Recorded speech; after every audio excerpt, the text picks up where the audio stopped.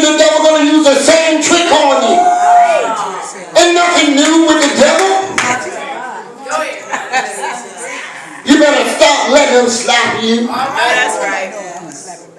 You will find out in Romans chapter 5, verses 3 and 5, it says, and not only, y'all remember, but we glory in tribulation also, knowing that tribulation worketh patience. And maybe that's why we don't want to go through, because we don't want to get patience. And patience experience, y'all remember that, and experience hope. And hope maketh not ashamed. All right. Because the love of God is shed abroad in our hearts by the Holy Ghost, which is given unto us. So what do you mean? What I'm going through? God is building my character. How many want to go to another level in God? Wait. That's what I said. First, let me answer first. Start from the beginning. How many you say? Yes. All right. How many want to go to another level in God? Let me see again. We should want to go to the highest level that we can go in God. But how many of you know the higher you go, the more that the enemy comes at you?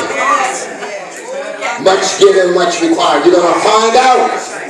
We want that higher level in God, but are you willing to do what you have to in order to go to that next level? Are you willing to suffer through what you may have to suffer through? Are you willing to give up what God telling you may not want to give up in order to go to that next level? What will you do to get to that next level? We say we want it, but we got to act like we want it. Our commitment to God is going to get us to that next level. If I'm committed to doing the things that God wants me to do, you know what that means? I'm not letting nothing stop me. Not my relationships, not my circumstances, not my situation. Oh, Pastor, you don't know my situation, you don't know my circumstance. It don't stop God from moving. As a matter of fact, maybe if you let God move, then maybe you'll move out of your situation. But if we be real, sometimes we don't want God to be in our stuff. We let him in, but so far. But God is far enough. You know, when people come in your house, you might let them in the living room, you might let them in the kitchen, you even let them use the bathroom. But wait a minute, you ain't coming up in the bedroom. Oh, come on, don't y'all act like that. You ain't coming in my bedroom. Do you know we can do the same thing with God? There's a certain parts that we'll let him in our heart, but wait in God. Then you're going into the private parts, God. You're going into the parts, God, Lord, that everybody don't need to know what's going on. And God said, well, that's the part I need to get into you, because that's where you're being held up in. I don't have all of you. God should be able to work in you any way that he wants to. He should be able to do whatever he wants to. And if that means that you have to go through some things. Not my will, but thy will be done. Do you think Jesus enjoyed going through what he went through?